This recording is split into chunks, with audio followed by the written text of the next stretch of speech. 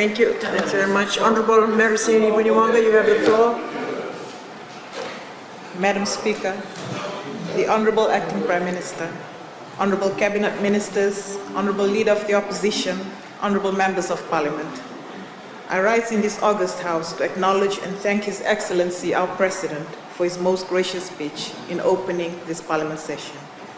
His Excellency navigated with precision on what has been achieved, what needs to be done, what we must strive for, what we must prioritize, and where we should go from here. We must not lose sight of our pledge to our people and place up front the heartbeat of the Fijian government, that is to serve all Fijians, irrespective of gender, of faith, ethnicity, socioeconomic status, or geography. The net result, Madam Speaker, while reaching the furthest, is that we do not leave any Fijian behind in the spirit of true Fijian democracy. Madam Speaker, that our assembly in this august House was a direct result of our Constitution was well stated by His Excellency. Critics of the supreme law of the land, Madam Speaker, who are members of Parliament, makes us on this side of the House question the integrity of those members. I say that, Madam Speaker, because those same members are here on the strength, the validity, and the legality of that Constitution.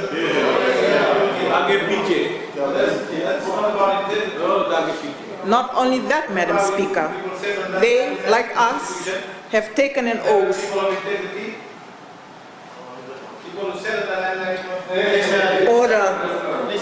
Order, we're listening to the Honorable Vuniwaqa, please. Allow her to speak. Not only that, Madam Speaker, they, like us, have taken an oath as members of this House that they will obey, observe, uphold, and maintain the same Constitution which they now so strongly question the validity of. Order. Honorable Professor Prasad, you've been disrupting too much. It's getting disorderly in this House. Please allow the Honorable Member to speak and be heard. Honorable Vuniwaqa, please continue. Madam Speaker, I see a pattern when it comes to the opposition and the Constitution. They prefer to live in the past, advocating for the supremacy of the 1997 Constitution and at the same time sitting comfortably inside this House on the legality and the validity of the 2013 Constitution. There is a word for such people, Madam Speaker: hypocrites. Our Constitution mandates equality for all Fijians and a common identity and citizenry. Better still, a Constitution that directs the Fijian government to be vigilant, and it is very clear that this government has a proven track record of turning ideas into policies, laws, and action. A demonstrable track record visible at grassroots and inclusive for ordinary Fijians. Madam Speaker, the trust of the Fijian government to the Ministry of Women, Children, and Poverty Alleviation for an allocation of $113.4 million is a clear signal to deserving Fijians on the social protection programs that their livelihoods do matter. The increase of $46.9 million from the 2016 to 2017 budget brought smiles of relief to these Fijian households as they have received an increase in their welfare payments. Contributing to this is the positive economic growth of Fiji and the visionary leadership of our Honorable Prime Minister. Madam Speaker, the Fijian households that will benefit in the current fiscal year will be at a better advantage compared to those that were assisted in the past years. That is good news for them, as their voices to increase their allowances have been heard. The new budget is an increase of over 70.3% from the existing allocations, and we remain committed to meeting the promise to reach disadvantaged Fijians all over our country. Madam Speaker, it brings us comfort to know that the increase in social protection program will benefit 25,259 families already on the poverty benefit scheme, 4,152 households on the care and protection program, 25,998 senior citizens on social pension scheme, and 2,249 expectant mothers under the extended food voucher program. 90% of the increase in the ministry's budget allocation is for its social protection programs. The social protection programs, Madam Speaker, comprises 85% of our total budget. This speaks volumes of government's efforts to bring every Fijian into the fold and to not leave any Fijian behind. Madam Speaker, the social protection scheme is not a freebie. It's an empowerment tool to assist deserving Fijians get on the path to development, assisting deserving Fijians to get on the bus that the Fiji First Party is on, the same bus they've missed on the other side.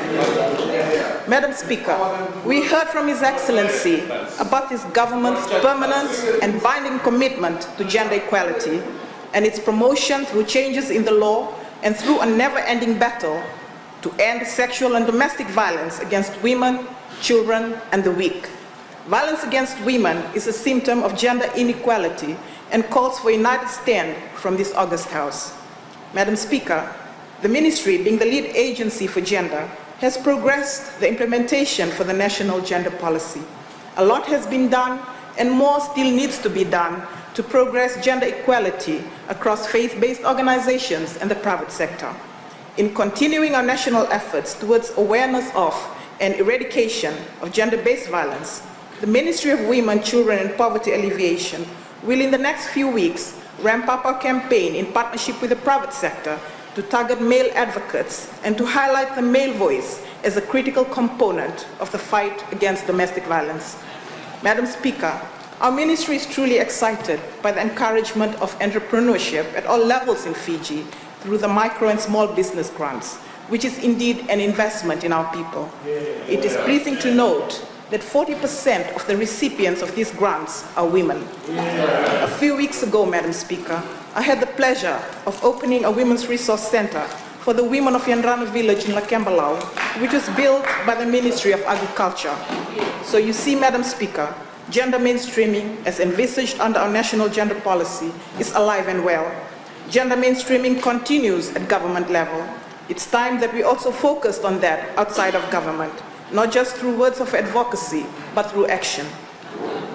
Madam Speaker, and as we move towards elections, let us encourage more women to put their hands up and stand in the upcoming elections. As a Fijian woman, I cannot support the suggestion for temporary special measures being mooted by the opposition. TSMs are a handout, Madam Speaker. They are a handout. Madam Speaker, in my humble view, temporary special measures fail to recognize the merit, the resilience, the ability, and the capacity of Fijian women. Absolutely. Fijian women. You don't understand that because you only serve to your vote. Fijian women don't need preferential treatment to claim a seat in this august House. We know that the last elections saw the election of the highest number of females into the Fijian parliament. We have you, Madam Speaker, as our first female speaker. The Secretary General and the Deputy Secretary General are both females. Gender equality enlightenment in Fiji has been boosted by empowering laws, policies and practices of government, and also the great work of our non-government partners and civil society. Empowering laws, policies and practices in government, Madam Speaker, do not happen accidentally. They are a show of an enlightened leadership, a Prime Minister who is a champion of gender equality and empowerment. Madam Speaker, this government believes in empowering women to attain the seemingly unattainable. This government believes in tearing down laws and policies that discriminate against women. This government believes in putting in place laws and policies that empower women, and we believe that Fijian women can and will utilize these empowerment strategies to contribute positively to nation building. Empowerment through access to education and government services, through domestic violence laws, through equal opportunities for employment in government, and through the vast array of services and benefits available across government. The private sector itself has done and continues to do its fair share in empowering Fijian women through access to finance, etc. Madam Speaker, this government believes that if we put in place the right environment, women can and will continue to attain the seemingly unattainable. Madam Speaker, for older persons, it is not enough to just assist the elderly, but we must end their isolation from society and give them a place at the table, was what His Excellency had said in his address.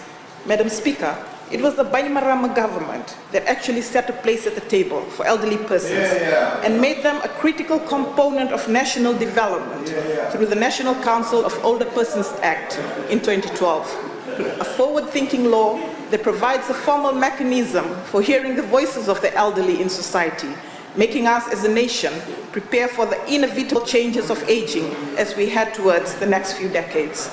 Madam Speaker, His Excellency aptly stated that Fiji, like the 197 countries of COP23, must unite to minimize the carbon emissions to less than 2%, and that it is no cause for joy that others in the world share our risks. We are heartened and proud to know that Fiji will be the first small island developing state to bear presidency of COP, and this calls for all of us to support our Honorable Prime Minister in this grand undertaking. Madam Speaker, climate change and ocean warming represent a real threat to our livelihood. As a small island developing state, this threat is even more visible and current. The devastating effect of climate change on our nation knows no barriers and certainly doesn't care about politics. So let's not introduce politics into it, but instead show our support to our Honorable Prime Minister and his team, who will be in Bonn for COP23 later this year. To the members on the other side, the leader of the opposition has openly stated her support for the Honorable Prime Minister's presidency role at the upcoming COP23. Please follow your leader, and I mean the Honorable Leader in the House. Madam Speaker, His Excellency also spoke about doing what is best for our country, and that we think beyond ethnicity, religion, socio-economic status, and that if we respected each other, then everyone's interests will be respected. In the past few days, Madam Speaker, we have sat here and heard the usual tirade of ethnically divisive slurs and race baiting from members of the opposition. Yesterday, we, the indigenous members on this side of the House, even got told that we are not indigenous, or that we do not care about the welfare of indigenous people in Fiji. Madam Speaker, do I lose my identity as an indigenous person because I believe in equal citizenry? Do I lose my identity as an indigenous person because I believe that the governance of my country must be by people who have been voted in by Fijians exercising their right to choose their leaders in an electoral system that did not give me preferential treatment just because of my ethnicity, or a governance system that gave me preferential treatment because of my social status? Have I forsaken my right to be called an indigenous person or an Itauke because I want my children to grow in a Fiji that doesn't discriminate against them or their friends just because they come from different ethnic backgrounds?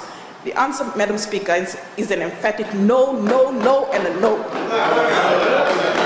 Madam Speaker, I want my children to grow up as self-reliant human beings who know that the product of hard work is not determined by their ethnic background, but by the effort they put into their work. I want them to be eligible for a scholarship, not because of their ethnicity, but because they've applied themselves academically to a set standard. Madam Speaker, as an indigenous person, I am blessed. I'm blessed because my identity, my culture, my traditions are recognized by the Constitution. I'm blessed because my ownership of Itauke land as an Itauke is protected under the Constitution for the first time. I'm blessed because I'm free to worship this God that I serve. I'm blessed because my rights as a human being are protected by the supreme law of this land. And I'm truly blessed because I know that the rights of my brothers and sisters who do not come from the same ethnic background as I do are also protected by the same Constitution. Madam Speaker, the 50 of us who have been privileged to sit in this House for the past 3 years have an uncanny privilege.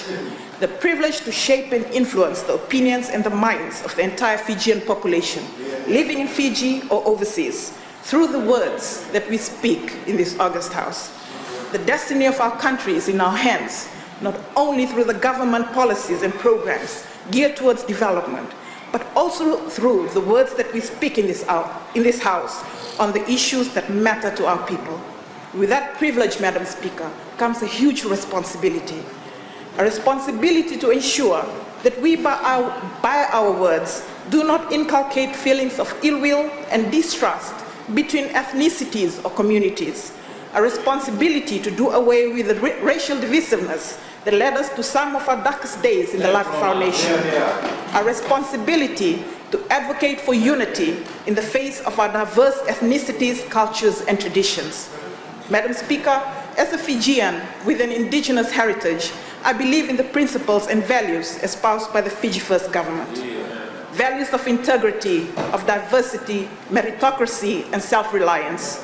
Values that are part and parcel of my upbringing and that I strive to impart to my 3 children in everything I do and every word I speak inside of this parliament and outside of it. Words and actions that don't give the false perception that I am ethnically superior to those who belong to a different ethnic group. Madam Speaker, those values, Madam Speaker, and the dreams and aspirations of the Fijian people as espoused in the Constitution, in the laws, policies, and programs of this government are what will keep my bet on the Honorable Prime Minister and his team, whichever government he leads, election after election. Thank you, Madam Speaker.